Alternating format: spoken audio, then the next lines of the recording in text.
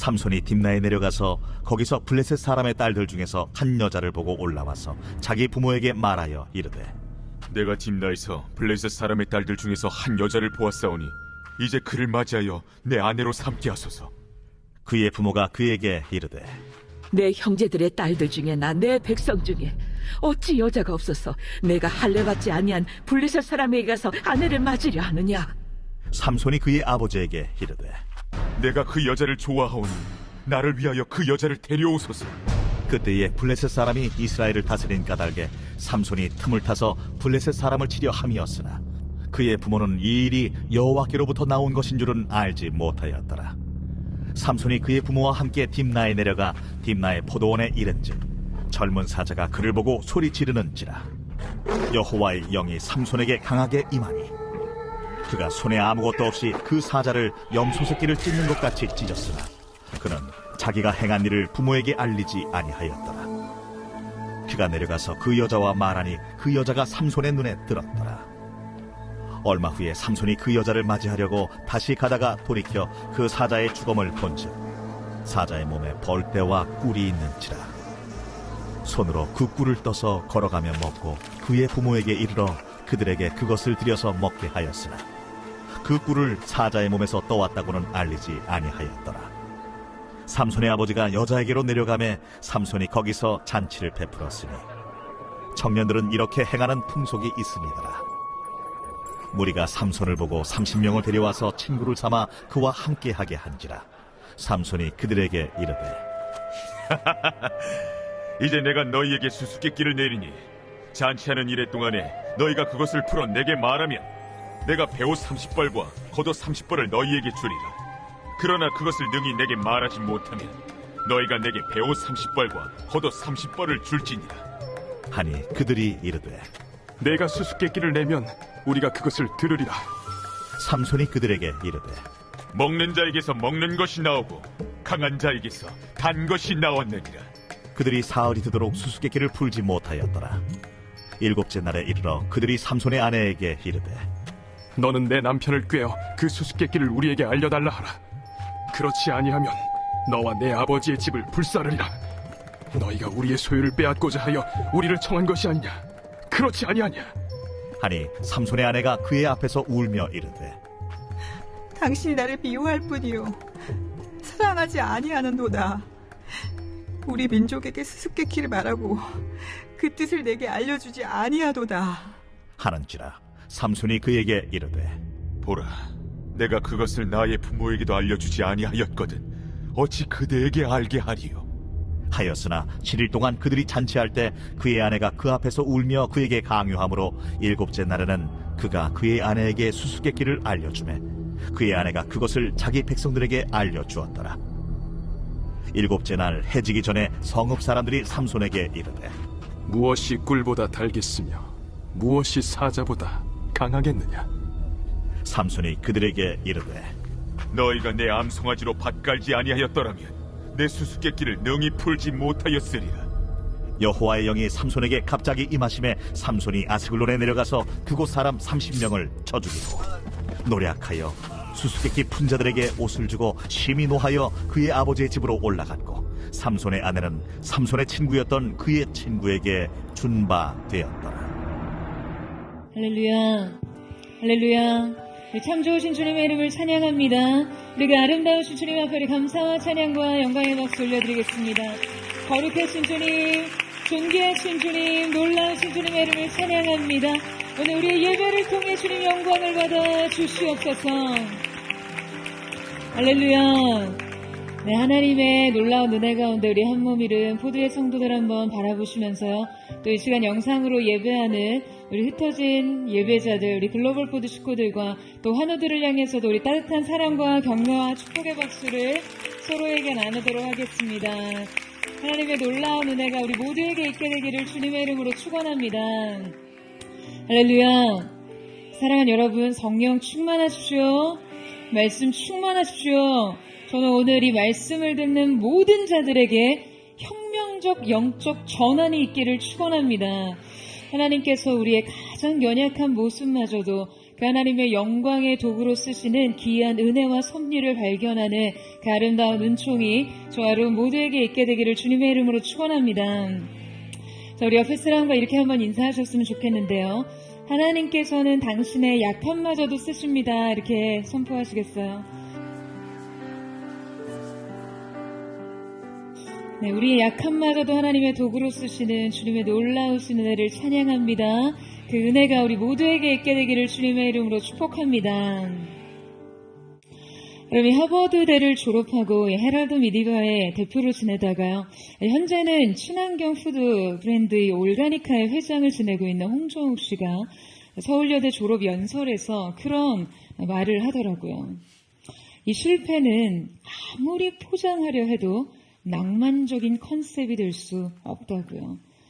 그러니까 실패란 세상이 무너지고 자아가 찢겨지는 경험이라는 거예요. 하지만 분명한 것은 위험 없는 도전이란 애초에 존재하지 않으며 실패 없는 성공은 있을 수 없다라는 말을 합니다. 여러분, 이 실패는 우리가 무언가를 도전하고 시도하는 한 피해갈 수 없는 필연적인 과정입니다. 하지만 중요한 것은요, 실패를 통해 무엇을 배우느냐에 달려 있습니다. 세계적인 이 기업 제너럴 엘렉트릭사의 최연소 회장이었던 잭 웰치는요, 이 좌절을 모르는 불굴의 기업인으로 잘 알려져 있습니다. 그는 이 위기에 빠진 기업을 혁신적이고 유연하고 효율적인 기업으로 바꾼 20세기 최고의 기업가로 인정받고 있어요. 그런 잭 웰치가 고등학교 때 아이스하키팀 주장으로 활동을 했었는데요. 이 마지막 시즌 때 그의 팀은요, 6번째 패배를 기록하고 있었고요. 이제 마지막 7번째 게임마저 2대2 동점 상황에서 완전히 역전패를 당했을 때였습니다. 그가 참을 수 없는 이 실망감으로 하키스틱을요, 얼음판 위에 내동댕이 친 채로 라커룸에 들어가 버립니다. 그때 이제 그를 따라서 어느 중년 여성이 이 라커룸에 들어왔는데요. 그리고는 그의 멱살을 잡고 소리칩니다. 이 바보야. 내가 패배를 어떻게 받아들여야 하는지 모른다면 너는 승리하는 법도 알 수 없을 거야. 내가 이 패배의 방법을 깨닫지 못한다면 더 이상 경기를 할 자격조차 없다. 라고 말합니다. 여러분, 이 중년 여성이요, 바로 잭 웰치의 어머니였어요. 그러니까 아들의 패배에 대해 가르침을 얻을 수 있어야 그 아들이 승리의 방법을 알 수 있다는 거죠. 여러분, 이런 멱살을 잡아주는 어머니가 있다는 것이 잭 웰치의 최고의 축복 아니겠어요? 여러분의 멱살은 제가 잡아드릴게요. 정신을 차리세요. 여러분, 그의 어머니는 언제나 그에게 어떤 상황이든 바꿀 수 없는 현실에 정면으로 맞서서 무엇이든 배우라고 도전합니다. 가르쳤어요. 그러니까 잭 웰치는 그의 자서전에서 어머니의 이런 말들이 평생 자신의 삶 속에 나침반이 되었다고 고백합니다. 그러니까 그런 가르침 속에서 그에게는 실패도 단지 성공으로 가는 하나의 과정일 뿐이었어요. 실패해서 배우지 않는다면 성공은 결코 불가능하다는 게 잭 웰치의 생각이었죠. 여러분, 우리 인생에서 실패는 어느 누구에게도 달가운 경험은 아닙니다. 하지만 우리가 이 실패를 어떻게 해석하느냐에 따라 인생의 가치는 너무나 달라집니다. 이 실패를 성공과 승리의 목적과 방향성 아래서 해석해낼 능력이 없으면요, 실패는 반드시 우리의 발목을 잡습니다. 오늘 우리가 함께 살펴볼 성경 속 인물은 성경에 등장하는 수많은 인물 중에 실패자의 낙인이 찍혀 있는 인물입니다.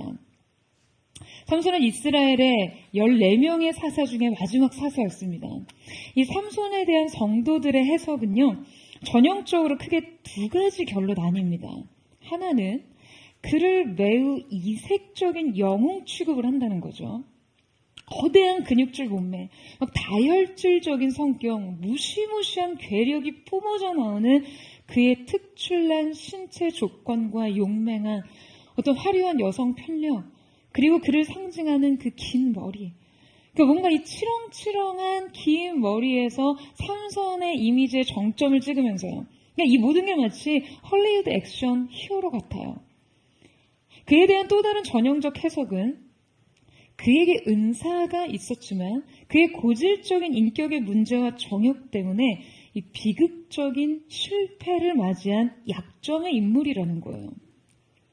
자, 이때 삼손은 여인의 유혹을 뿌리치지 못한 이 결정적인 사건으로 인해 끝내 완전히 추락한 이제 안타까운 실패자로 다룹니다. 그러니까 삼손에 대한 해석은 늘 여기에 멈춰 있어요. 그러니까 많은 신학자들은 그의 윤리적, 도덕적 실패들을 꼬집어서 아주 비난하면서 성경 속에서 절대 담지 말아야 할 인물, 그러니까 믿음의 실패자의 낙인을 찍습니다. 그리고 이러한 해석 속에서 우리에게 건네는 메시지는 보통 매우 피상적인 도덕적인 교훈 위주가 돼요. 정욕을 제어하라. 기질을 잘 다스려라. 이성관계 조심해라. 심지어 그를 여자 잘못 만나면 망한 인간의 어떤 대명사처럼 여기면서요. 야, 그러니까 자고로 여자를 잘 만나야 된다. 뭐 설교에 이런 엉뚱한 결론이 나기도 합니다. 보통 우리는 삼손이란 인물을 통해 이런 도덕적 교훈을 인생에 적용하면서 그의 실패 사례를 받아들이는데요. 여러분, 삼손의 일대기를 통해 그의 표면적 삶이 우리에게 가르치고 있는 것이 그저 이렇게 살지 말아라 정도인 듯합니다. 그러나 여러분이 삼손에 대한 히브리서의 기록을 한번 보세요. 우리 히브리서 11장 32절에서 34절 말씀을 같이 한번 읽어보도록 하겠습니다. 시작. 내가 무슨 말을 더하리요? 기드온, 바락, 삼손, 입다, 다윗 및 사무엘과 선지자들의 일을 말하려면 내게 시간이 부족하리로다. 그들은 믿음으로 나라들을 이기기도 하며 의를 행하기도 하며 약속을 받기도 하며 사자들의 입을 막기도 하며 불의 세력을 멸하기도 하며 칼날을 피하기도 하며 연약한 가운데서 강하게 되기도 하며 전쟁에 용감하게 되어 이방 사람들의 진을 물리치기도 하며. 자, 여러분, 히브리서 기자는요, 그를 믿음의 거장의 반열에 당당히 올려놓습니다. 그의 믿음은요, 지금 다윗, 사무엘과 같은 사람들과 함께 호명되기에 부족함이 없었어요. 여러분, 이것이 삼손에 대한 성경의 평가예요. 삼손은 분명 믿음에 있어서 하나님이 인정하실 만큼의 합당한 기준을 보였기 때문에 지금 이 반열에 당당히 올라선 것이죠. 성경은 그의 삶을 영웅의 무용당처럼 다루고 있지 않습니다. 성경은 분명 그의 믿음의 진 면모를 파악하고 있어요. 성경은 분명 그의 삶을 움직인 것이 믿음이었다고 평가합니다. 그가 살면서 독불장군처럼 외로운 싸움을 계속해낸 것도 바로 이 믿음 때문이었어요. 그가 끝내 마치 자살행위와 같이 블레셋에 저항하는데 자신의 삶을 송두리째 던진 것도 바로 이 믿음 때문이었습니다.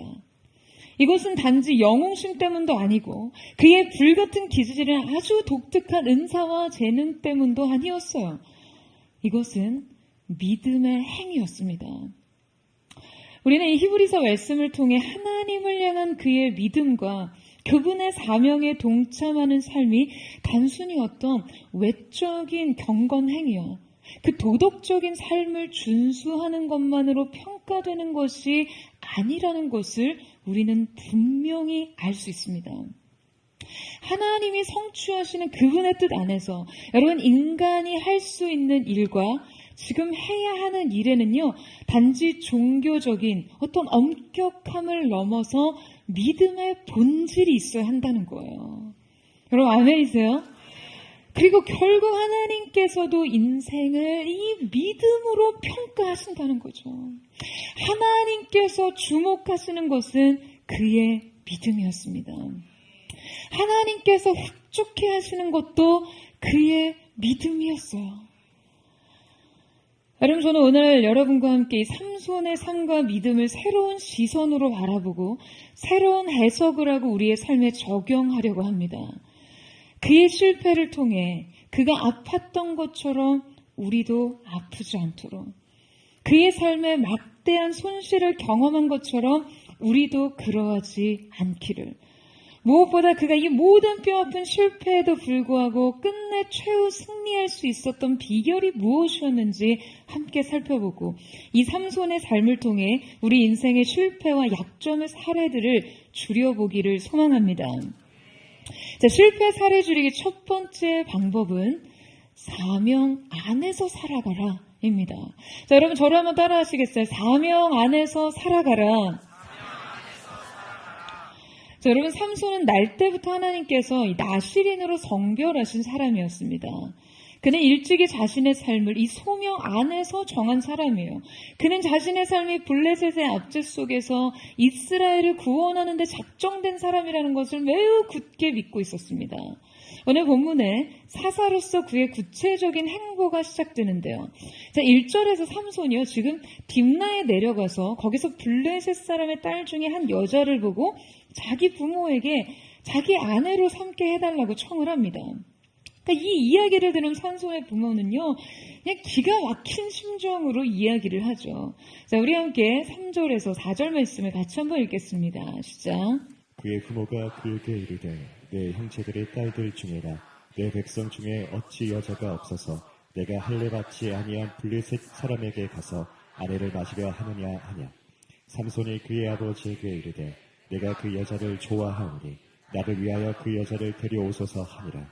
그때 블레셋 사람이 이스라엘을 다스릴 까닭에 삼손이 틈을 타서 블레셋 사람을 치려 함이었으나 그의 부모는 이 일이 여호와께로부터 나온 것인 줄은 알지 못하였더라.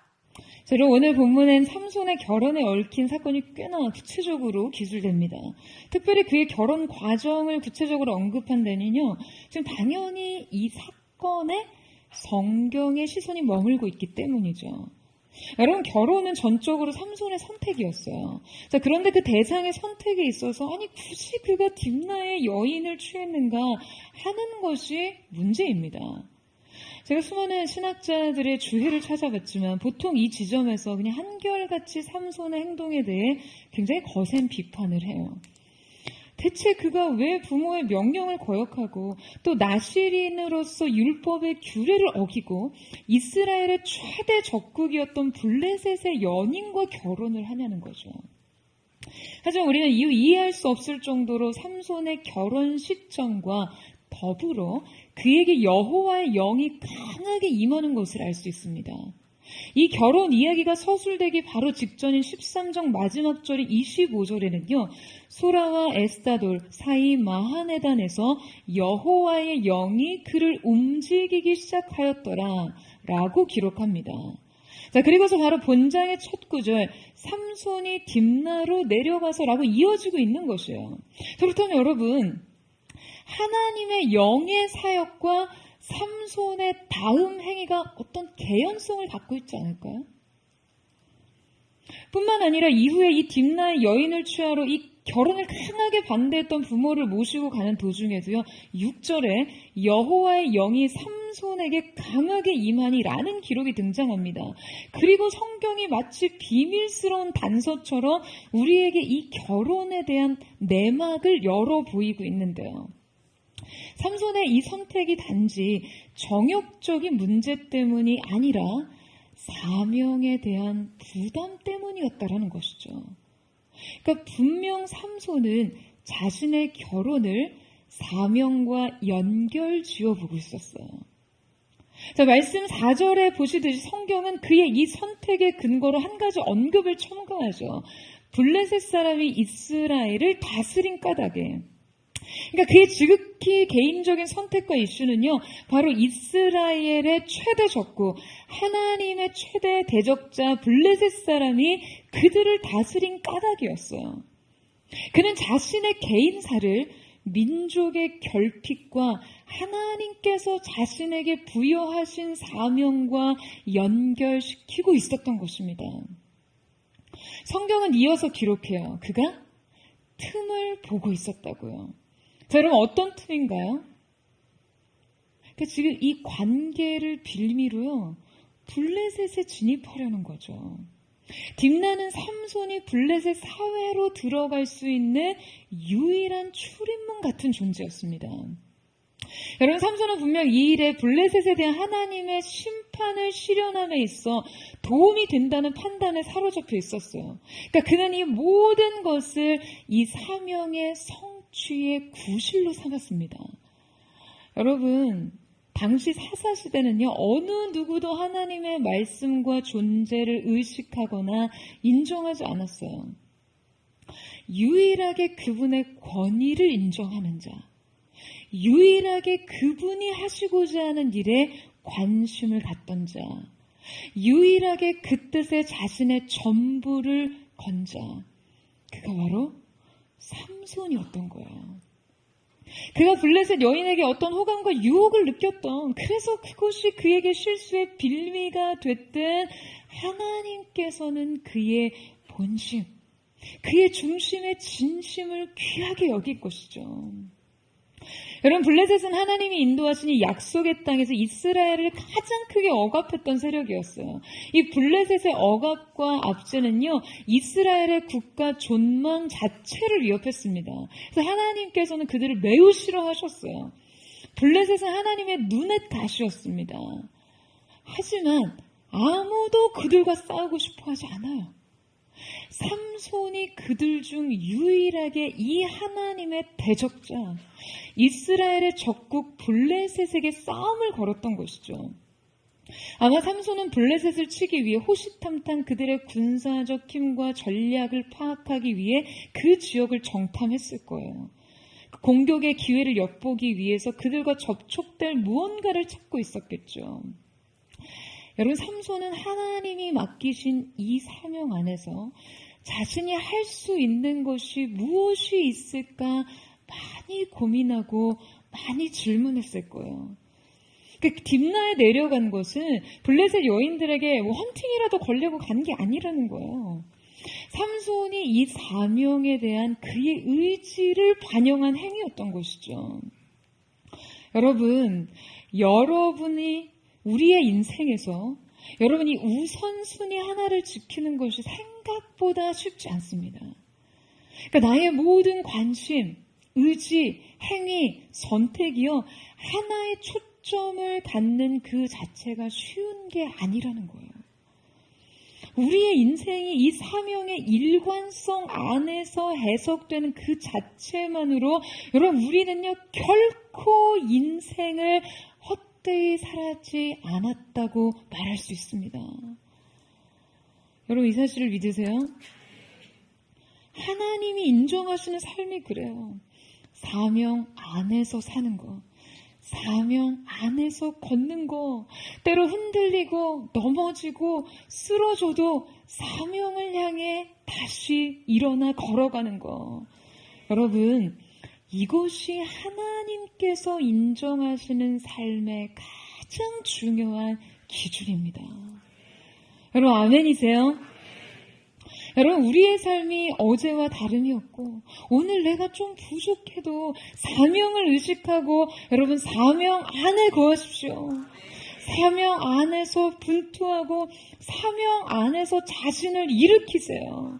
하나님께서 내 인생에 부여하신 한 가지 사명을 위해 내가 무엇을 할 수 있는지, 무엇을 준비해야 할지를 깊이 생각하십시오.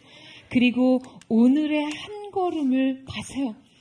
그리고 그 미약한 한 걸음만으로 사명 안에 있는 한 하나님의 인정이 따른다는 것을 기억하십시오.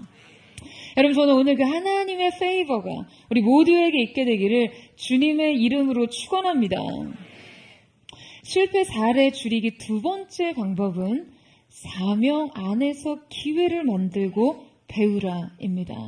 자, 저를 한번 따라해 보시겠어요? 사명 안에서 기회를 만들고 배우라. 여러분, 삼손은요, 이 사명 안에 살고 사명 안에서 내일을 열어갑니다. 자, 오늘 본문의 5절 이하의 말씀을 보면 삼손이 이 결혼 과정에서 젊은 사자를 만나 그 사자를 염소 새끼처럼 찢어 죽이고요. 그 사자의 죽음에서 꿀을 취하는 장면이 나오죠. 여호와의 권능이 그에게 임하여 초자연적인 일들이 막 일어나고 있어요. 그리고 여러 가지 우여곡절 끝에 드디어 이 여인과 혼례를 치르게 되는데요. 자, 주목할 것은 이 결혼식 날부터 블레셋 사람들에 대한 공격이 시작됐다는 거예요. 당시 고대 사회에서는요, 결혼식 날 수수께끼를 푸는 관습이 있었습니다. 자, 그런데 삼손은 이 축제의 날 엉뚱한 수수께끼를 내고요. 자, 그 수수께끼를 빌미로 상황을 굉장히 어지럽게 만듭니다. 자, 우리 12절에서 13절 말씀 같이 한번 읽겠습니다. 시작. 삼손이 그들에게 이르되 이제 내가 너희에게 수수께끼를 내리니 잔치하는 이래 동안에 너희가 그것을 풀어 내게 말하면 내가 배옷 30벌과 겉옷 30벌을 너희에게 주리라. 그러나 그것을 능히 내게 말하지 못하면 너희가 내게 배옷 30벌과 겉옷 30벌을 줄지니라 하니 그들이 이르되 내가 수수께끼를 내면 우리가 그것을 들으리라 하네. 그럼 지금 이게 웬일입니까? 많은 사람들이요, 이런 엉뚱하고 위험천만한 일을 초래한 삼손의 돌발적인 이 행동을 굉장히 거북해 하기는 하지만요. 사실 이 역시 삼손이 당시 관습을 빌미로 블레셋 사람들에게 시비를 거는 거였어요. 공격의 빌미를 만드는 것이었죠. 자, 사명의 성취를 위해 전략적인 기회를 만든 것이죠. 그런데 문제가 생깁니다. 삼손이 낸 수수께끼를 풀지 못하자 블레셋 사람들은 삼손의 아내를 위협해요. 이 수수께끼에 답을 알아오지 못하면 니네 집에 불을 지르겠다는 거예요. 그러니까 삼손의 아내가 자신의 공궁을 벗어나기 위해 삼손을 꼬시기 시작합니다. 여러분, 그런데 이때 이 사건에서 우리가 주목해야 봐야 될 것이 있어요. 삼손이 블레셋에게 수수께끼를 풀도록 준 시간은 7일이었습니다. 여러분, 성경에서 7은 쉐바, 완전수이죠. 자, 그런데 7째 날이 이르자 마음이 급한 블레셋 사람이 삼손의 아내를 막 위협하고 끝내 7째 날에 삼손은 아내에게 이 수수께끼의 답을 폭로하고 말아요. 여러분, 분명 삼손은 사명 안에서 기회를 만들었어요. 그런데 동시에 이 기회 속에 지혜롭고 신중한 처신을 하지 못하고 실패의 기회 역시 만들게 됩니다. 여러분, 이 행동은요, 지금 여리고성에서 7명의 제사장들이 7 양강나팔을 불며 7일 동안 성 주변을 돌아야 성이 무너지는 역사를 보는데, 바로 그 7일째 되는 날 그 마지막 행위를 7번 돌 때 이 마지막 행위를 그냥 망쳐버린 것이나 다름이 없는 거예요. 그것과 마찬가지예요. 다 된 일을 망친 것이죠. 그냥 애써 만든 기회를 끝까지 참지 못하고 놓친 거예요. 사랑하는 여러분, 이 7째 날의 고비를 조심하셔야 돼요. 7째 날도 참고 인내하고 성을 돌아야 합니다. 여러분, 아멘이세요? 근데 여러분, 우리에게 은혜가 있는 것은요, 놀라운 것은 주님께서는 그분이 이루실 목적 아래에서 이 삼손의 연약함을 덮어주십니다. 그 치명적인 약점으로 그분의 대의가 방해받지 않아요. 주님은 놀라운 권능으로 다시 삼손에게 임하셔서 이 사건을 계기로 그가 블레셋 사람 30명을 죽이게 하십니다. 여러분, 이스라엘이 블레셋에 대한 첫 번째 공격이었어요. 그냥 어처구니 없는 실수와 약점에도 불구하고 하나님께서는 이 사건을 다시 기회로 만드신 것이죠. 여러분, 하나님께서는요, 이렇게 하나님의 일을 행하십니다. 하나님께서 그분의 목적을 이루실 때 결코 인간의 실수와 연약함이, 여러분, 우리의 약점이 그분을 방해할 수 없다라는 것이에요. 여러분, 이 사실을 믿으십니까? 삼손의 어리석은 부분까지도 그분의 온전한 뜻 아래에서 도구가 되게 하셨어요. 여러분, 우리가 하나님의 뜻 안에 있을 때 주님은 이 치명적 약점조차 내치거나 버리지 않으시고 그분의 섭리 안에서 그분의 사역과 연합할 수 있도록 하십니다. 여러분, 하지만 이 말은요, 우리가 우리의 약점을 고치거나 인격의 성숙과 영혼의 성화의 과정을 그냥 대수롭지 않게 무시해도 된다는 의미가 결코 아닙니다. 그 하나님의 주권에 내맡기며 자신의 삶을 그저 그냥 제멋대로 해도 된다는 의미가 아니에요. 바로 이때 우리가 반드시 점검해야 할 것은 하나님의 일은 우리의 약점으로 방해받지는 않지만 그 안에서 쓰여지는 우리에겐 어떠한 성숙과 성장이 있냐는 것이에요. 하나님의 섭리와 계획은 끝내 그분의 일을 이루시지만 여러분 우리가 이때 깨어있지 않으면 그 일에 우리가 사용이 되고서도요. 우리의 영혼의 어떤 부분과 인격은 여전히 자라지 않은 채로 동일한 실수를 반복하게 될 수 있다는 것을 기억하셔야 합니다. 여러분이 결혼의 수수께끼를 푸는 과정의 삼손은요, 마지막에 여인의 끈질긴 청에 넘어가서 자신이 붙잡은 기회를 망칩니다. 그런데 이 일은 훗날 드릴라에게서도 동일하게 반복돼요. 그가 또다시 여인의 청을 견디지 못하고 자신의 결정적인 비밀을 누설해요. 여인들은 그에게 끊임없이 애정을 빌미로 삼손의 비밀을 폭로할 것을 요청하는데 그냥 삼손이 번번이 이 유혹에 넘어진 것이죠. 한 번의 실수는 주님께서 다시 일으켜 세워주시지만 두 번째 동일한 실수는 결국 그를 엄청난 파멸로 이끌었습니다.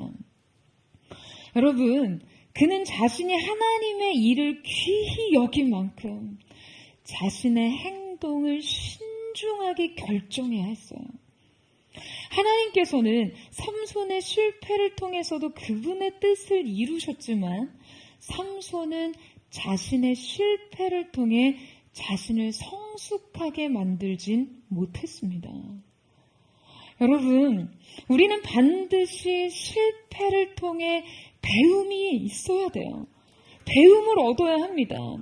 여러분 한번 넘어질 수 있어요. 넘어져서 무릎 까지고 멍들고 피 철철 나고 할 수 있습니다.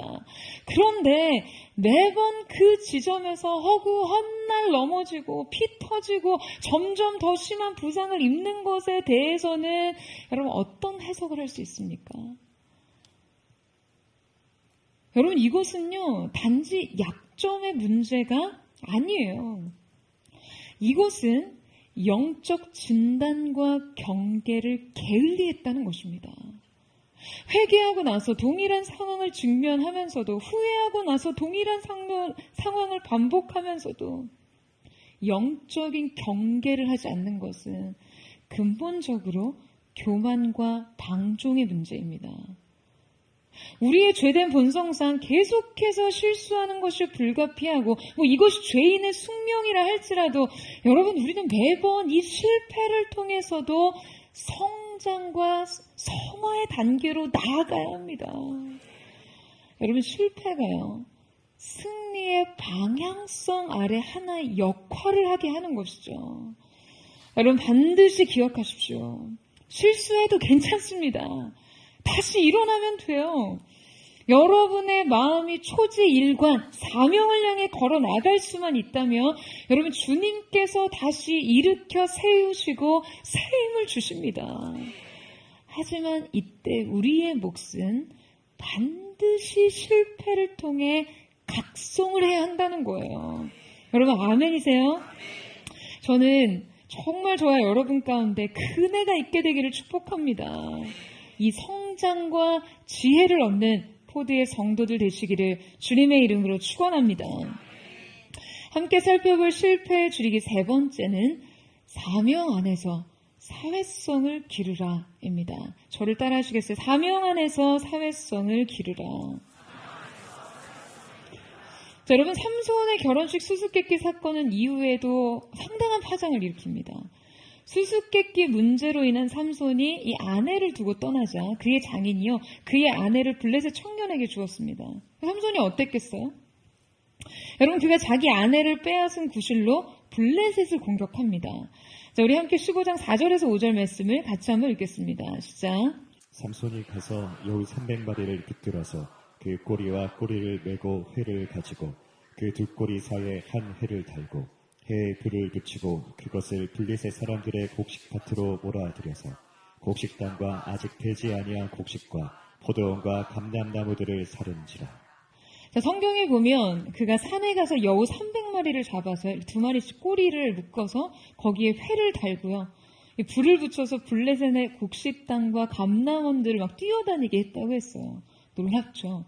그의 초인적인 사역이 더욱 진전된 것이었어요.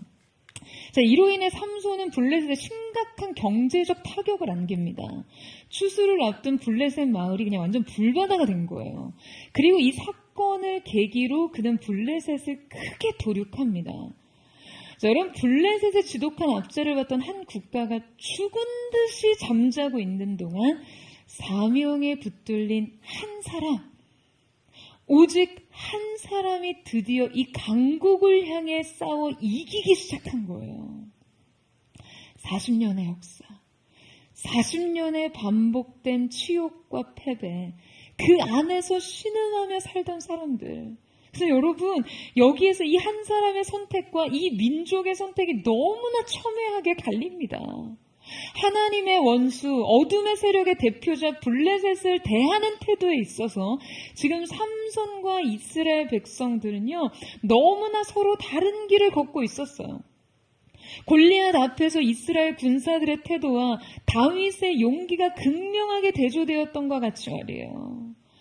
블레셋에 항거하기를 거부하던 이스라엘 백성들에게 여러분, 블레셋과의 싸움에 주저함이 없던 삼손의 행동은요, 오히려 눈의 가시가 됩니다. 자, 그래서 어떤 일이 벌어지냐 하면요, 11절에서 12절 말씀 보시겠어요? 저희 같이 한번 다시 읽어볼까요? 시작. 유다 사람 3,000명이 에단 바위팀에 내려가서 삼손에게 이르되 너는 블레셋 사람이 우리를 다스리는 줄을 알지 못하느냐? 내가 어찌하여 우리에게 이같이 행하였느냐 하니 삼손이 그들에게 이르되 그들이 내게 행한 대로 나도 그들에게 행하였노라 하니라. 그들이 삼손에게 이르되 우리가 너를 결박하여 블레셋 사람의 손에 넘겨주려고 내려왔노라 하니 삼손이 그들에게 이르되 너희가 나를 치지 아니하겠다고 내게 맹세하라 하네. 자, 여러분, 유대 사람 3,000명이요 삼손을 결박해서 블레셋에 넘겨줍니다. 아, 진짜 참담한 상황이죠. 여러분, 지금 그들이 삼손에게 하는 말을 들어보세요. 너는 블레셋이 우리를 다스리는 줄 알지 못하느냐라고 말합니다. 정말 루저 같은 발언이에요. 여러분, 지금 이 치욕스러운 압제를 그들은요 그저 받아들입니다. 블레셋의 속국이 되기를 그냥 마치 자초하듯이요. 하나님께서 분명히 약속의 땅에 완전한 정복을 그들에게 허락하셨고 약속하셨음에도 불구하고 지금 그들은 이 땅의 완전한 지배를 위해 싸우기를 거부합니다. 뿐만 아니에요. 15장 13절 보시겠어요? 그들은 이 민족이 블레셋의 압제에서 벗어나도록 하나님께서 세우신 사사를요 미친 것 같아요. 오히려 결박해서 그들의 원수에게 내어줍니다. 민족의 사명자를요 결박해서 적국에게 조공을 바치듯이 지금 넘겨준 것이죠. 아무도 옳은 일을 하려고 하지 않습니다. 아무도 삼손을 보호하지 않습니다. 아무도 이스라엘의 진정한 대적이 삼손이 아니라 블레셋이라는 사실을 분별하지 못해요. 이제 삼손은 동족에 의해 결박을 당한 채 블레셋의 적진으로 인계됩니다. 여러분, 이게 얼마나 통탄하고 비극적인 상황입니까? 그런데 더 놀라운 것은요. 그들이 지금 삼손을 결박하여 넘겨준 블레셋 군사의 수가 1,000명이었다는 사실이에요. 자, 여러분, 지금 앞서 제가 언급했죠. 이스라엘의 수는 몇 명이었다고 기록되어 있어요? 3,000이었습니다. 여러분, 유다 사람 3,000이 마음만 먹으면 블레셋 군사 1,000명을 무찌르지 못했을까요? 여러분, 이것은 순전히 전의의 문제였어요. 각오의 문제, 태도의 문제였습니다. 그들은 영적으로 눈이 멀었고 어리석었고 비겁했어요. 여러분, 우리는 이 사건을 통해 이스라엘 백성의 타락한 양심을 볼 수 있습니다. 왜 그들 가운데서 유일한 믿음의 사람 삼손을 주님께서 인정하시고 귀하게 보셨는지를 알 수 있는 대목이죠. 그렇다면 과연 이때 삼손은 여러분 어떤 행동을 합니까? 그는요 동족의 배신 앞에서도 전혀 주눅이 들지 않아요. 상심하거나 실망하거나 낙심하지 않습니다. 다만 그는 동족의 배신자들에게 호소해요. 자기를 죽이지만 말고 블레셋에게 넘기라고요. 여러분, 이건 어떤 의미입니까? 비록 포승줄에 묶여 대적의 손에 인계되는 상황이지만 살아서 그들 가운데 들어가기만 한다면 무엇이든 자신이 할 수 있는 것을 하고야 말겠다는 각오가 엿보이는 것이죠. 여러분, 삼손의 결단이 눈물겹지 않으세요? 이 용기를 과연 우리가 그의 돌발적이고 감정적인 실수들로 하찮게 여길 수 있겠습니까? 여러분, 그런데 저는요, 삼손의 이 용기에 참 많이 감동을 받으면서도 한 가지 큰 아쉬움을 느낍니다. 여러분, 그것은 삼손의 이 불굴의 용기와 끈질긴 투지에 그의 사회성과 리더십이 결합될 수 있었다면, 여러분, 저는 그가 동족 3,000명과 함께 싸울 수 있었을 거라고 생각해요. 그러니까 민족적 전의를 일으킬 수 있었을 거라고 생각합니다. 그런데 그의 삶 전반에서 그는 굉장히 고독한 전사였어요. 성경 어디를 봐도 그가 어느 누군가와 함께하거나 이해를 받거나 지도받았다는 기록이 없어요.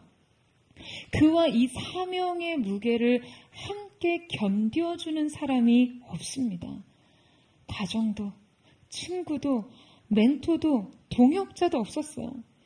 그는 언제나 블레셋 진영의 슈퍼맨처럼 홀로 등장해서 외로운 싸움을 치열하게 홀로 싸우다가 사라졌습니다. 여러분, 성경에는 분명 한 사람이 천을 쫓고 두 사람이 만을 도망하게 한다고 했어요. 여러분, 이 사실 믿으세요? 여러분, 삼손은 천을 쫓았지만요, 자신과 이 사명에 동역할 수 있는 한 사람이 더 있었다면 만을 쫓았을 수도 있겠죠. 만약 이 사명에 연합할 한 민족을 일으킬 리더로서의 역량을 갖췄다면, 여러분, 아마 삼손의 때에 블레셋으로부터 완전한 구원을 이룰 수 있었을 것입니다. 블레셋으로부터의 완전한 해방을 완성한 사람이 여러분 누구예요? 누굽니까? 다윗 왕이에요. 삼손이 하지 못한 것을 다윗이 했어요. 여러분, 그것이 전사와 전사적 리더의 차이입니다. 여러분, 우리의 삶의 본질은요, 결국 개인의 믿음과 영성이기는 하지만요, 이것이 결국 어떤 완성의 단계에서 큰 일을 성취하고 이루기 위해서는 반드시 믿음의 사회성이 필요합니다. 여러분, 아멘이세요? 여러분, 우리는 결코 독불장군식으로 일을 할 수 없고요. 여러분, 이 시대의 리더는 결코 독재적 카리스마에 의존하거나 자기 은사로 큰 일을 할 수 없습니다. 리더십의 역량은 감수성과 연결되어 있고요. 훌륭한 지도력은 공감력과 소통 능력이 필수입니다. 그래서 우리는 개인의 영성과 더불어 사람과 소통하고 더불어 사는 능력을 키워가야 해요. 보통 자신의 그 내면이 굉장히 깊고 자신의 소신과 철학이 굉장히 투철한 사람들이요, 의외로 사람들과 소통하는 것을 굉장히 어려워합니다. 여러분, 내면의 깊이가 본질입니다. 그런데 거기서 그치면요, 우리는 고독한 전사가 됩니다. 내면의 깊이가 유연한 확장과 소통으로 이어져서 사회성을 갖추게 되면, 여러분, 우리는 더불어 살고 함께 싸우고 더 큰 승리를 볼 수 있는 것이죠. 여러분, 이 사실을 믿으세요? 여러분, 저는요, 정말 하나님께서 포드처치해 주신 이 사명과 비전에 시대가 동의하고 연합할 수 있는 영적인 리더십과 견인력이 우리에게 있게 되기를 축복합니다. 아멘이십니까? 우리로 끝나는 게 아니에요. 우리만 싸우는 것이 아니에요. 우리만 소망하는 것이 아니라 이 시대가 하나님의 영광의 다윗의 장막을 재건하고자 헌신하는 세대가 될 수 있도록 새로운 부흥의 세대가 될 수 있는 거룩한 축복의 동력, 거룩한 축복의 통로가 되기를 원합니다. 그래서 그 시대적 부흥을 우리 주님 앞에 드리는 여러분 전사적 리더 되시기를 주님의 이름으로 축원합니다. 마지막으로 실패를 줄이기 위한 네 번째 방법은 사명 안에서 시작했다면 사명 안에서 끝장을 보라 입니다. 저를 따라해 보시겠어요? 사명 안에서 시작했다면 사명 안에서 끝장을 보라. 여러분 아멘이세요? 여러분 삼손은 비참한 상태로 적군에게 넘겨집니다. 이 블레셋을 무찌르겠다는 오직이 한 가지 일념에서 그저 살아서 그들과 마주할 수만 있다면 무엇이든지 하겠다는 각오로 적군에 들어갔어요. 하지만 적 앞에서는 꽁꽁 묶인 채로 들어갔는데 이때 과연 삼손에게 현실적인 희망이 있었겠습니까? 지금 우리는 이 상황을 어떻게 바라봐야 할까요? 여러분 그런데 그때 어떠한 일이 일어나는지 보세요. 15장 14절에서 15절 말씀입니다. 우리 같이 한번 읽어보도록 하겠습니다. 시작. 삼손이 레히게 이르되 블레셋 사람들이 그에게로 마주 나가며 소리 지를 때 여호와의 영이 삼손에게 갑자기 임하시매 그의 팔 위에 밧줄이 불탄 삼과 같이 그의 결박되었던 손에서 떨어진지라. 삼손이 나귀의 새 턱뼈를 보고 손을 내밀어 집어들고 그것으로 1000명을 죽이고. 자, 여러분 이 절체절명의 위기에 여호와의 영이 갑자기 임하십니다. 갑자기 그 순간 그분의 권능이 임하셔서 두 가지의 일을 하셨어요. 첫 번째, 결박이 풀어지고요.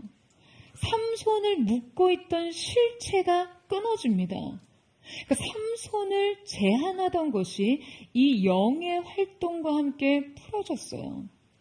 두 번째, 나귀의 새 턱뼈를 발견합니다. 여러분 나귀는 당시 이스라엘의 굉장히 흔한 운송 수단이었어요. 하지만 레위기에서는요 나귀를 부정한 짐승으로 인식하고 있습니다. 그러니까 이 나귀 턱뼈는 대단한 존재 가치가 있는 것이 아니었어요. 그들이 흔히 이동 중에 이용하는 짐승의 뼈였으나 율법적으로는 부정한 짐승이었기 때문에 정서적으로는 지금 그의 뼈가 좋은 인상을 줄 수 없었고요. 어쩌다가 눈에 띈다고 해도 그저 쓸모없고 가치 없는 것으로 그렇게 여겨질 뿐이었죠. 하지만 삼손은 그 턱뼈를 발견하고 그것을 집어듭니다. 그리고 그것으로요 1000명을 죽였어요. 여러분 주님의 영이 우리 위기 가운데 임하시면요 우리를 근본적으로 결박하고 한계짓던 것이 한순간에 끊어지고 우리가 결코 자원으로 여기지 않았던 것을 무기 삼을 수 있는 획기적 전환이 일어납니다. 여러분 아멘이세요? 그동안 아무 가치가 없던 것으로 싸워도 1000명을 무찌를 수 있는 것이 여러분 이 영이 하시는 일이라는 거예요. 여러분 주님이 부어주신 이 권능의 힘으로 여러분의 삶의 모든 결박이 끊어지고 진정한 무기를 들 수 있게 되기를 주님의 이름으로 축원합니다. 오늘 그 강력한 하나님의 영의 임재가 위기를 만난 인생의 모든 결박과 묶임을 끊어내는 능력이 되기를 예수님의 이름으로 축원합니다. 여러분 삼손은 이날 1000명을 죽였어요. 여러분 말이 그렇지 나귀 턱뼈 하나로 1000명을 죽였다고 한다면 실제 삼손이 나귀 턱뼈를 휘두른 것이 여러분 몇 번쯤 됐겠습니까? 한번 상상해 보세요. 아니 지금 여러분 삼손이 이렇게 기관총을 막 휘두른 게 아니잖아요. 따발총 같은 걸로 막 돌린 게 아니라고요. 게다가 정지된 표적을 향해서 겨냥을 한 것도 아니에요. 적들이 나 좀 죽여주십시오 이러고 가만히 서 있습니까? 그들도 나름 저항을 하고 삼손을 공격하지 않았겠어요? 자, 그럼 움직이는 표적을 향해 또 자신에게 저항하는 세력을 제압해 가면서 나귀 턱뼈 하나로 여러분 1000명을 죽였다고 한다면요. 지금 대체 그가 얼마만큼의 힘을 써야 했을까요? 여러분, 게다가 사람들은요, 사람을 동물의 턱뼈로 한번 내리치면 죽습니까? 여러분이 답을 내릴 수 있는 그런 상황을 경험은 안 해보셨겠지만, 너무나 잔인한 상상이지만, 생각해보면 적어도 3번은 쳐야 죽지 않을까? 한번 딱 때리면 기절 정도야 할 수 있지만, 제 상식적으로는 한 번 쳤다고 해서 바로 죽기는 힘들 것 같아요. 턱뼈로 한 번 치면 기절 정도 같은데, 그 다음에 어디를 쳐야 되나? 3번은 쳐야 사람이 죽는 것도 너무 힘들게 느껴지는 거예요. 알아요. 제가 이제 목사의 신분을 너무 구체적으로 상상을 하니까 저도 좀 그래요. 근데 여러분, 아무튼 삼손은 적어도 한 사람당 적어도 3번. 그러니까 최소한 총 3,000번 정도는요, 사람이 죽을 정도로 나귀 턱뼈를 휘둘러야 했을 거예요. 게다가 1,000명은 죽었지만 턱뼈에 맞아서 피 흘리다가 도망친 사람, 머리 깨지고 코피 나고 이빨 빠진 사람, 이런 사람까지 지금 다 합친다면 죽은 사람 1,000명을 훨씬 웃도는 숫자일 거 아니에요. 여러분, 그는 혼신의 힘을 다해서 싸웠습니다. 그는 이 싸움에 전부를 다 쏟았어요. 눈물겹습니다. 여러분, 이런 것이 진정한 승자의 모습 아닙니까? 주님을 위해, 주님의 빼앗긴 영예를 위해, 주님의 영광의 회복을 위해 적군 앞에 3,000번의 몸부림을 치는 거예요. 여러분, 이 몸부림 앞에서 과연 어느 누가 삼손을 실패자라고 비난할 수 있습니까? 그런데 저는 이 승리의 장면에서 삼손의 남다른 믿음을 목격합니다. 자, 우리 17절에서 18절 말씀을 같이 한번 읽어보도록 하겠습니다. 시작. 그가 말을 마치고 턱뼈를 자기 손에서 내던지고 그곳을 라맛 레히라 이름하였더라. 삼손이 심히 목이 말라 여호와께 부르짖어 이르되 주께서 종의 손을 통하여 이 큰 구원을 베푸셨사오나 내가 이제 목말라 죽어서 할례받지 못한 자들의 손에 떨어지겠나이다 하니. 여러분, 그가 턱뼈를 던집니다. 나귀 턱뼈를 던지는 행위가 어떤 의미를 담고 있기 때문에 지금 성경은 이 구체적인 행위를 기록하고 우리에게 소개하고 있지 않겠어요? 여러분, 그는 자신의 자원을 다시 던져버립니다. 자신에게 이스라엘 역사상 전례 없는 통쾌한 승리를 가져다 준 이 무기를 다시 무가치한 것으로 되돌려 보내요. 저는 정말 이 장면에서요, 진정한 비움을 느낍니다. 아무것도 공로화할 필요가 없는 상태. 아무것도 손에 줄 필요 없는 상태. 여러분, 우리는 이 믿음을 한번 생각해 봐야 돼요. 우리도 이 무기를 과연 이렇게 아무렇지도 않게 버릴 수 있을까요? 금메달처럼 목에라도 걸고 트로피라도 만들어서 평생 이 승리를 기념하고 싶지 않겠어요? 삼손의 남다른 믿음은요, 다음 장면에서도 유감없이 발휘됩니다. 여러분, 그가 완전히 녹초가 돼서 탈진에 이르렀어요. 그는 극단적인 상태로 지쳐있을 게 뻔합니다. 여러분, 우리가 자신의 고유한 은사와 재능에 의지해서 사명을 완수하려고 할 때는요, 100점 100패 할 수밖에 없습니다. 왜냐하면 언젠가는 지치거든요. 우리는 초인이 아니에요. 우리의 은사와 재능을 이용해서 하나님의 일을 할 수는 있지만 그 은사와 재능이 스스로를 살리지는 못합니다.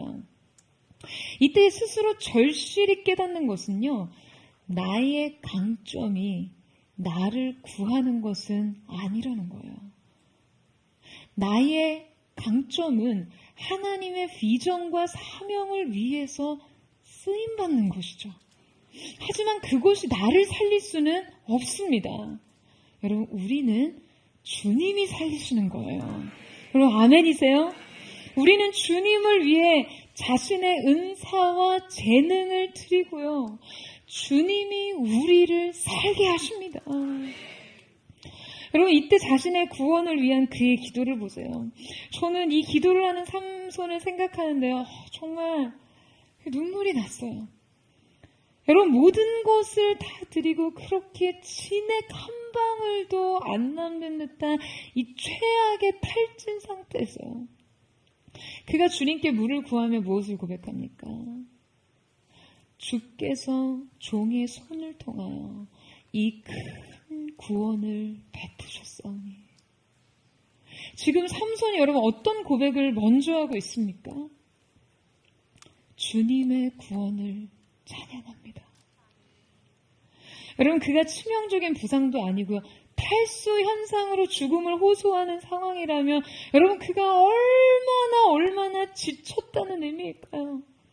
1000명을 낙이 턱뼈로 죽인 장수가요, 고작 탈수로 죽겠다고 나뒹굴어져 있다면 여러분, 정말 그 몸에서 얼마나 많은 진액을 완전히 쏟아낸 것일까요? 그는 죽을 만큼 3000번의 낙이 턱뼈를 휘둘렀지만 주께서 종의 손을 통하여 스스로 죽도록 모든 힘을 다 썼지만 모든 공로를 주님께 드리고 있어요. 여러분, 저는 이 믿음 안에서 전율합니다. 이 믿음 안에서 진정 믿음을 배워요. 그리고 이어지는 간구를 들어보세요. 내가 이제 목말라 죽어서 할례받지 못할 자들의 손에 떨어지겠나이다. 여러분, 지금 삼손이 주님께 단지 그의 극심한 고통을 호소합니까? 아니에요. 사실 삼손이 이 마당에 주님, 제가 정말 죽겠사오니 당장 물부터 좀 주십시오, 나를 살려주십시오 라고 해도 하나도 안 될 게 없죠. 지금 충분히 그럴 만한 상황이니까요. 그런데 그는 마치 자신이 죽든지 말든지 그게 중요한 것이 아니라 다만 절대 여기서만큼은 죽어서는 안 된다는, 여기서만큼은 죽을 수 없다는 말을 하는 사람 같아요. 왜요? 여호와 하나님, 그분의 대조, 내 원수 하나님이 미워하시는 그들의 손에 죽는 것, 그들에게 승리를 쥐어주는 것은 여러분, 그에게 죽음 이상의 수치와 모욕이었던 것이요, 하나님의 영광을 위해서요. 여러분, 이것이 그의 진심이었습니다. 하나님이 받으셔야 할 영광에 대한 갈망이 얼마나 컸습니까?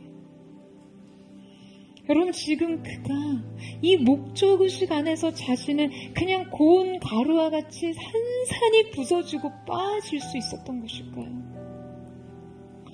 여러분, 여러분의 삶이요, 사명으로 일으켜지도록 하세요. 사명으로 시작했으면 사명 안에서 끝장을 보세요. 여러분의 인생 진액을요, 그 사명에 쏟아보세요. 이것이 진짜 영광스러운 삶 아닙니까? 여러분, 정말 아멘이세요? 이것이 정말 후회 없는 인생 아니겠습니까? 저는 정말 모든 성도들이 이 주님 앞에 눈물 한 방울, 땀 한 방울까지 남김없이 드리는 정말 그런 영광스러운 인생이 되기를 주님의 이름으로 축원합니다. 주님께 내 인생의 진액을 모두 다 쏟아놓고서 내 인생의 승리를 상징하는, 내 인생의 성취를 상징하는, 내 인생이 놀랍도록 쓰임받았다는 증거를 언제든지 무가치한 것으로 아무 공로 없이 주님 앞에 던져 드릴 수 있는 그 겸손, 여러분, 그것이 우리의 삶에 있게 되기를 주님의 이름으로 축원합니다. 오늘 우리의 인생에 여러분 얼마나 많은 약점이 있나요? 우리의 삶 속에 얼마나 잦은 실패가 있나요? 여러분, 우리는 본성적으로 연약한 존재이기 때문에 실수할 수 있고 실패할 수 있고 우리의 연약함을 짊어지고 삽니다. 그러나 여러분, 언제나 그 약함 속에서 하나님의 강함을 보고, 언제나 그 실패 속에서 배울 수 있는 존재적 성장과 성화의 단계가 여러분에게 있게 되기를 주님의 이름으로 축원합니다. 우리 지금 함께 찬양하며 기도하며 나아갔으면 좋겠습니다. 사랑하는 주님, 내 인생이 짊어지고 있는 삶의 모든 약함과 수많은 실패의 스토리를 주님은 알고 계십니다. 오늘 우리가 주님 앞에 결단한다 할지라도 내 인생의 약함과 실패의 가능성은 내 미래의 언저리에 언제든지 우리를 기다리고 있는 실체일 수 있습니다. 그러나 주님, 우리가 단 한 가지, 하나님의 영광을 위해서 약함 속에 하나님의 강함을 보고 실패를 통해서도 배우며 이 사명의 목적의식 안에서 계속해서 주님을 위해 걷고 살아가고 일어설 수 있는 하나님의 사람들이 될 수 있도록 주님 도와주시기를 원합니다. 주님의 영광을 위해 하나님의 도구로서의 그 자존심을, 우리가 자긍심을 가지고 주님 앞으로 나아가기를 원하오니, 주님, 오늘 우리의 인생 속에 주님의 일을 행하여 주시옵소서. 주님, 우리의 삶을 통해 주님의 영광을 드러내 주시옵소서. 우리 그 마음 고백하며 하나님 앞으로 함께 나아가기를 원합니다. 나의 소원은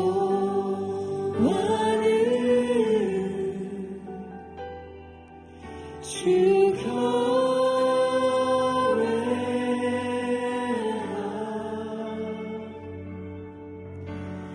내 마음 다해 주 경배해.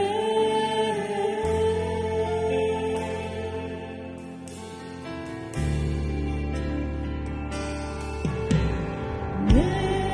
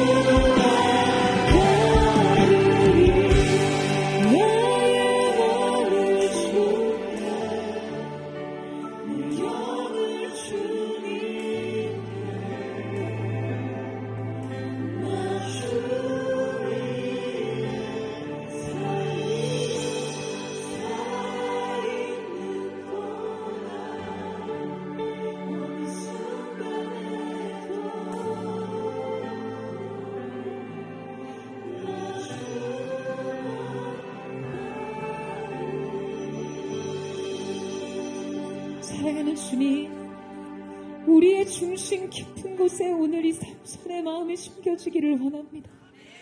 하나님이 받으셔야 될 그 영광에 대한 집중, 잃어버린 하나님의 영예를 되찾고자 하는 그 마음의 중심이 오늘 이 시대 우리의 마음이 되기를 원합니다.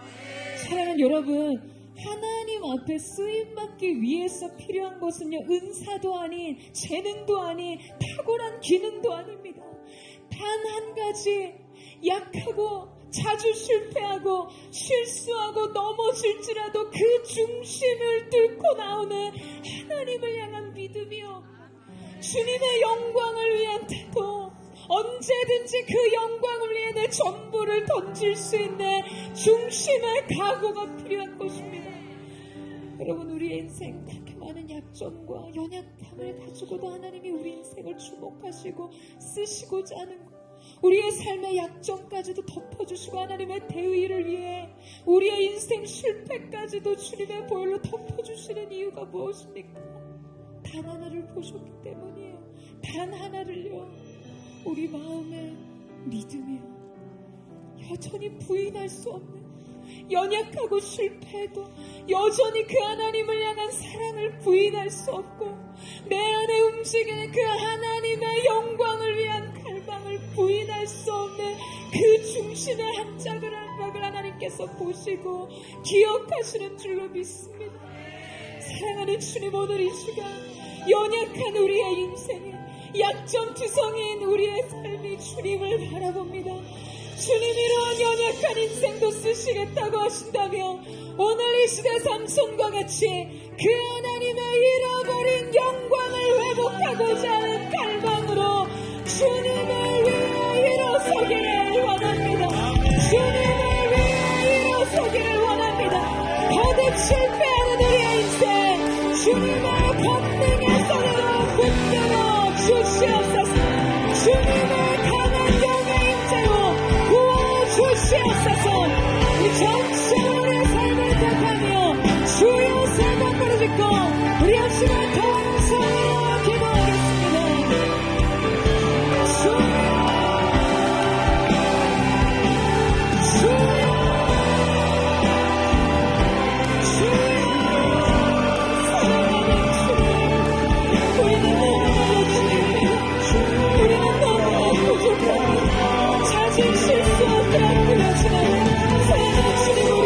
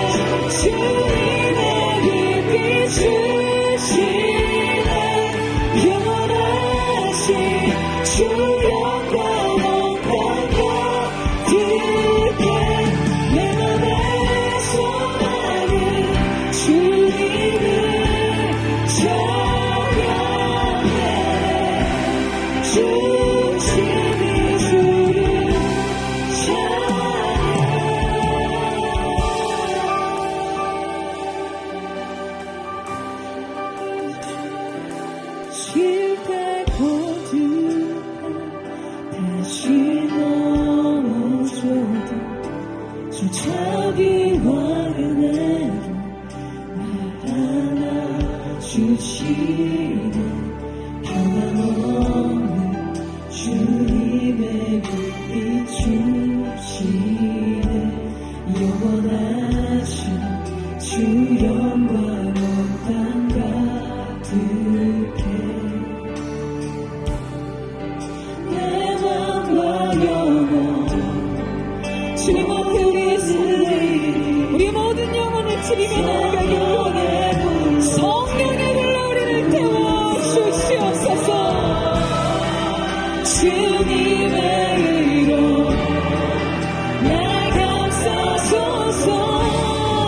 주를 더 사랑하도록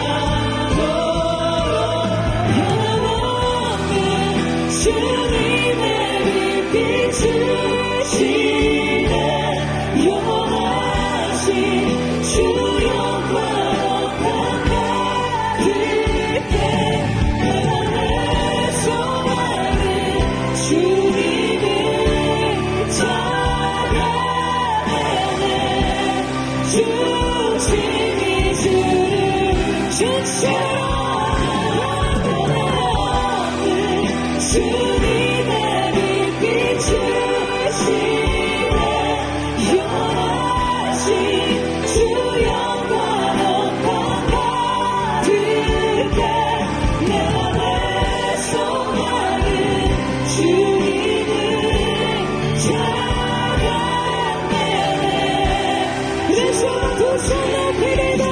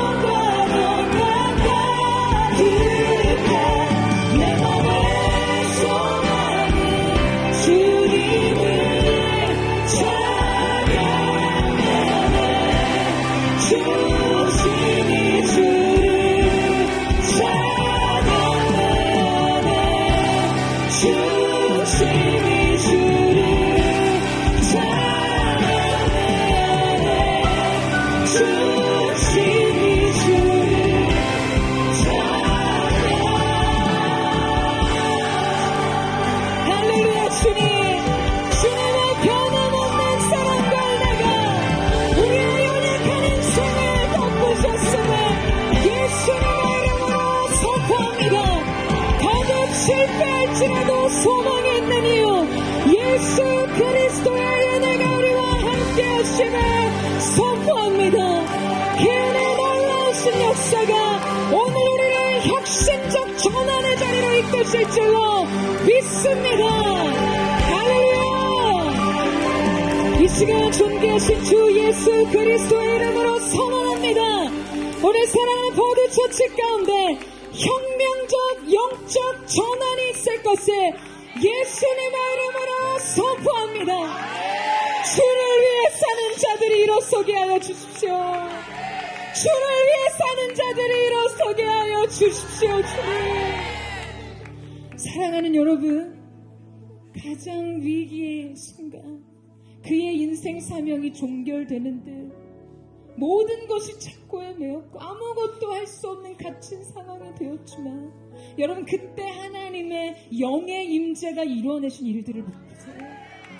그의 매였던 모든 결박이 끊어집니다. 저는 오늘 이 시간 여호와의 영의 임재로 말미암아 위기 가운데 두 손과 발이 묶인 질병으로 인해 손과 발이 묶인 재정과 인생의 관계에 깨어짐의 고통으로 인생이 묶여있는 영혼들 주님을 위해 살고자 하지만 그 헌신의 자리로 나가지 못하게 했던 모든 묶임과 결박이 예수님의 이름으로 끊어질 것을 선포합니다. 아무것도 삼손을 제한할 수 없었어. 그를 결박할 수 없었습니다. 사랑하는 여러분, 오늘 그 위기의 가운데 역사하신 하나님의 임재가 오늘 우리 가운데 강력하게 임하기를 축복합니다. 또 한 가지 그는 낙이 특별을 발견합니다. 부정한 짐승의 턱뼈였어요. 무가치한 것이었습니다. 상대는 칼과 단창과 방패를 지닌 갑옷을 입은 군대였습니다. 이런 군대 앞에서 삼손 한 사람이 나귀 턱뼈를 든 그 모습 자체가 너무나 초라하고 볼품없어서 내 자신 인생 자존심을 생각하는 사람이었다면 결코 그 나귀 턱뼈조차 들 생각을 하지 못했을 거예요. 그러나 삼손에게 중요했던 것은 너무나 절박하게 하나님의 영광, 주님이 주시는 승리에 대한 배고픔, 그 굶주림으로 내 인생을 초라하게 만들 인생의 액세서리를, 그 도구를 거침없이 집어듭니다. 여러분의 인생의 무가치한 도구가 영광의 도구가 될 것을 믿으세요? 그런데 여러분, 그러기 위해서 중요한 한 가지는요, 여러분이 볼품없어 보이고 초라해 보이고 남들의 시선 속에 내 존재가 아무것도 아닌 것처럼 보이는 자리에 설 수 있는 용기와 결단 또한 필요합니다. 그 절박함이 여러분에게 있으세요? 하나님의 영광을 위해서라면, 주님, 내가 좀 초라해지는 거 무슨 상관입니까? 내가 좀 부족해 보이는 것, 주님, 그게 뭐가 중요합니까? 라는 중심의 간절함이 여러분에게 있으시냐고요.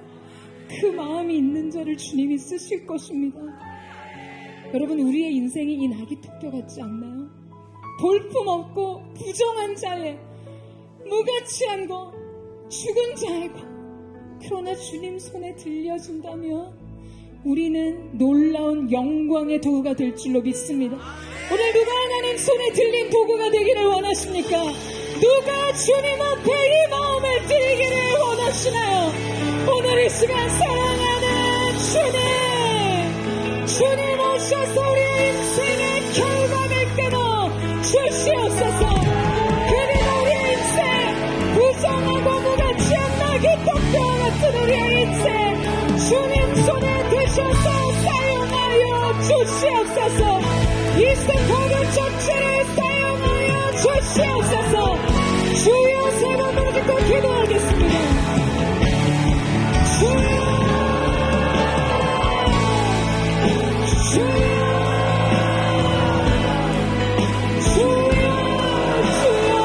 아버지 하나님, 이 나귀 턱뼈 안에서 우리 자신을 봅니다. 무가치하고 도구라고 말할 수 없는 그것을 손에는 자를 초라하게 만드는 것. 그러나 주님, 오늘 이 시간 주님이 우리 인생을 그렇게 들어 사용하실 줄로 믿습니다. 우리 또한 주님 앞에 우리의 모습이 그 무엇이든 주님을 위해 그렇게 서기를 원합니다. 그 간절함과 절박함으로 주님의 영광을 위해서라면, 주님의 영광을 위해서라면 내가 느끼고 다른 이가 나를 볼 때 생각하는 모든 것, 어떤 것도 되지 않는 주님의 영광을 향해 돌진할 수 있는 그 마음이 우리의 것이 되게 하여 주시옵소서.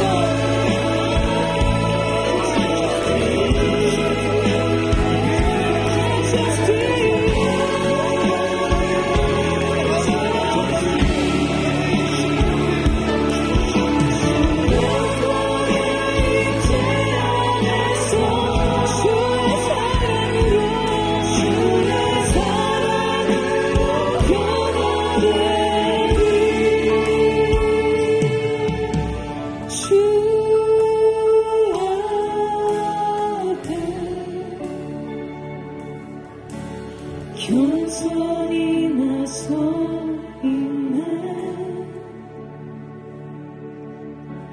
주가 날 자유케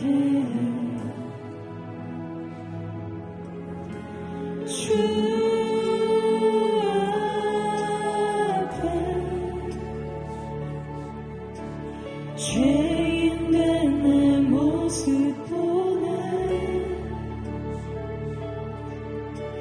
주고 열날 덮으셨네. 생명 주신 생명 주신 그 놀라운 이생으로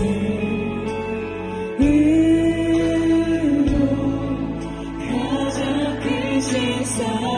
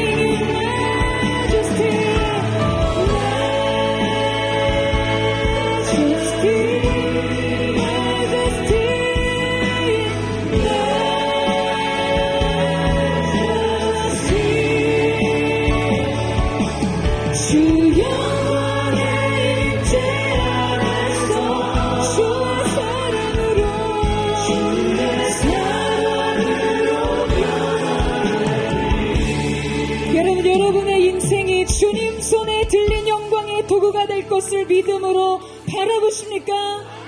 아멘이세요. 연약할지라도 인생의 약한 투성일지라도 주님 손에 들리기만 한다면 영광의 도구가 됨을 믿는 은혜가 있기를 축복합니다. 오늘 시간마다 기도하며 나아갈 때 주님 포드처치 가운데 믿음의 사회성을 허락해 주십시오. 주님 다윗의 장막이 38년 한 세대 가운데 그 세대적 가치로 온 백성과 온 민족과 아버지 하나님 모든 자들이 24시간 365일 주님의 영광을 향해 있었던 것처럼 포드의 예배가 포드의 예배로 끝나는 것이 아닌 이 Parade of David 하나님 이 시대 다윗의 행렬이 거대한 물결이 되어 시온을 향해 가게 하여 주시옵소서. 시대적 비전으로 시대적인 합의를 이끌어낼 수 있는 이 시대가 동의할 만한 하나님의 부르심으로 선포되게 하여 주시옵소서. 전사적 리더로서 이 시대를 견인하는 주님의 교회, 거룩한 주님의 리더, 주님의 성도들 되게 하여 주시옵소서. 우리 다같이 그 자리에 일어나셔서 우리 두 손 높이 들고 우리 주여 세 번 외치고 주님 우리 교회를 우리 자신을 이 시대 전사적 리더로 사용하여 주시옵소서. 동성으로 기도합니다. 주여 사랑하는 주님 고독한 전사가 되기를 원치 않습니다. 나 한 사람의 싸움으로 끝나지 않기를 원합니다. 시대의 싸움으로 이 시대 영적 블레셋을 대항하는 거룩한 군대가 일어나게 하여 주시옵소서. 주의 놀라우신 영광을 연합하여 전략으로 진군하며 질주하는 거룩한 여호와의 군대가 되게 하여 주시옵소서. 우리의 믿음을 주님 앞에 드립니다. 주님 리더로 기름 부어 주시옵소서. 대한민국의 7대 영역을 제압하는 주님의 주권을 선포하는 이 시대 거룩한 전세적 리더들 되게 하여 주시옵소서. 사랑 영의 입체 속에 들어가서 주님만이 해내실 수 있는 그 이들 주님께서 열어주신 기회를 내리는 하나님의 사람이 될 수 있도록 역사하여 주시옵소서.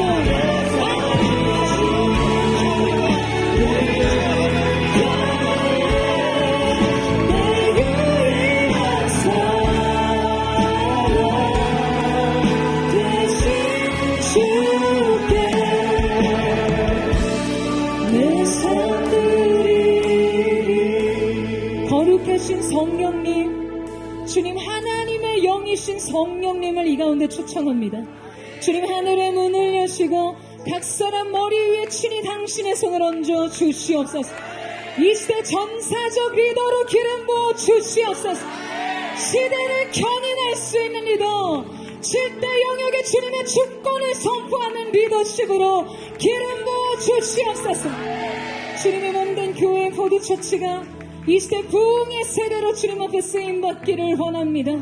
포드처치를 넘어서 시대를 견인하여 시온을 향해 일어나는 거룩한 물결의 시작점이 되게 하여 주시옵소서. 시온을 향해 달려가는 선두의 그룹이 되게 하여 주시옵소서. 다윗의 장막을 재건하는 거룩한 세대가 될지어다. 그렇게 하실 주님 찬양합니다. 그렇게 하실 주님의 이름을 높여 선포합니다. 우리의 왕 영광밖에 없다하신 주님의 은혜를 송축합니다.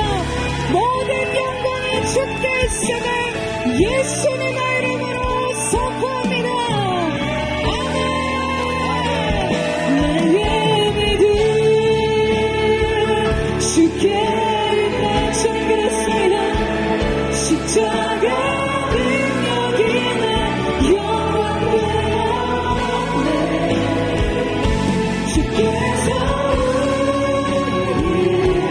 승리케 하신 나의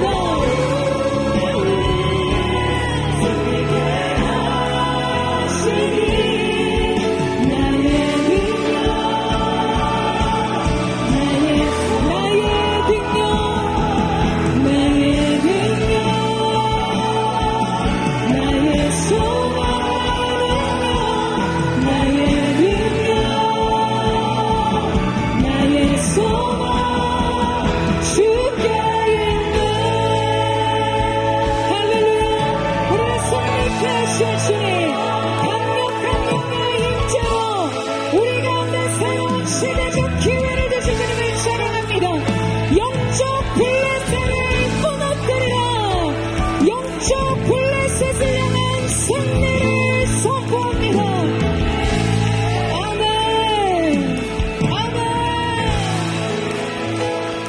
여러분, 마지막으로 짧게 여러분에게 중보 기도를 좀 요청하고 싶습니다. 이 시간 한번 짧게 기도하며 나아갈 때 웰컴 포드 1기, 2기의 리더십으로 섬겼던 우리 박성은 자매가 지난주 자궁 내막 암의 진단을 받게 되었습니다. 이미 난소와 간과 복막과 림프, 뼈 전이가 이루어진 상태고요. 간에는 남아있는 세포를 찾아보기 어려울 정도로 복막 전체에 암이 퍼져 있는 상태입니다. 지난주 급하게 조직검사 수술을 진행하고 다음 주 화요일에서 수요일 정도의 검사 결과를 기다리고 있습니다. 지금 간 수치가 굉장히 높은 상태이고 무엇보다 이 남은 다음 주 화요일 내지는 수요일까지의 이 남은 시간 동안 간과 신장의 기능이 유지되어야만 항암을 진행할 수 있는 기회를 얻게 됩니다. 사랑하는 주님께서 사랑하는 딸을 긍휼히 여겨주십시오. 목회자의 가정 안에서 또 많은 것을 헌신하며 주님 앞에 드렸던 그 인생, 그 쌓인 눈물과 기도를 주님 기억하셔서 지금 이 결정적 순간, 결정적 은혜로 이 딸의 삶 속에 부어지게 하여 주시옵소서. 주 예수 그리스도 부활의 능력을 선포합니다. 머리부터 발끝까지 모든 세포, 장기와 혈액과 림프와 모든 수만에 이르기까지 주님 생명의 능력으로 충만케 되게 하여 주시옵소서.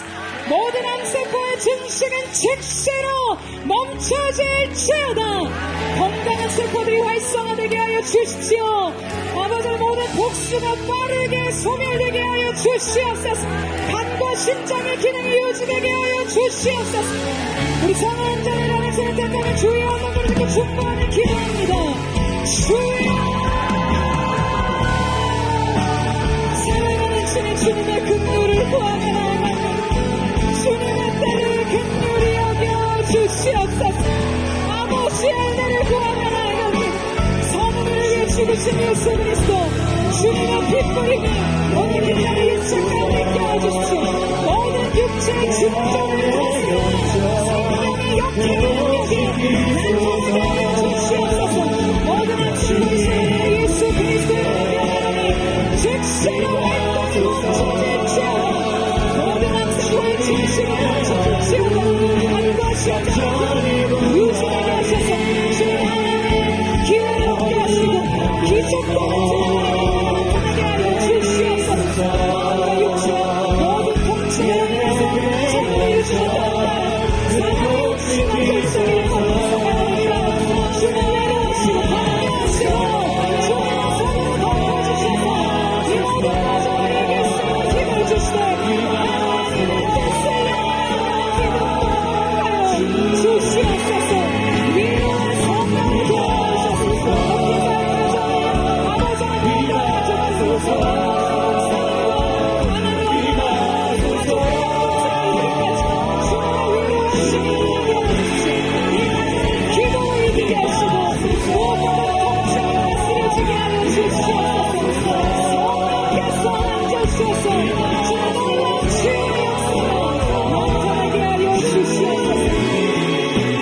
사랑하는 주님, 의인의 기도는 간구하는 힘이 크다고 말씀하셨습니다. 오늘 용서받은 죄인이었던 우리 의인이 하나님 앞에서 사랑하는 딸을 위해 기도했습니다. 이 기도가 사랑하는 성은이의 모든 육체 가운데 아론의 지팡이에 쌍난 지팡이처럼 마른 막대기에서 생명의 꽃이 피게 하여 주시옵소서. 모든 암세포의 증식 즉시로 멈춰질지어다. 간과 심장의 기능은 유지될지어다. 위로와 성령으로 기름 부어주시고 생명의 능력으로 충만케 하여 주시옵소서. 그러나 모든 순간 하나님의 뜻을 구하며 그 뜻과 연합하는 믿음 또한 있게 하여 주시옵소서. 사랑으로 기도했습니다. 하나님의 사람들 머리 위에 안수하셔서 주님, 이 가운데 질병으로 인해 고통받는 하나님의 사람들에게도 동일한 치유와 은혜의 역사, 주님의 영원하신 은혜를 바라보는 시선의 믿음이 우리 가운데 있게 하여 주시옵소서. 특별히 우리의 기도를 들으신 하나님 앞에 감사와 찬양을 드리며 살아계신 예수님의 이름으로 감사하며 기도드립니다. 아멘. 우리 놀라우신 주님, 능력이시니 기적의 하나님 앞에 감사와 찬양과 영광의 큰 말씀 올려드리겠습니다.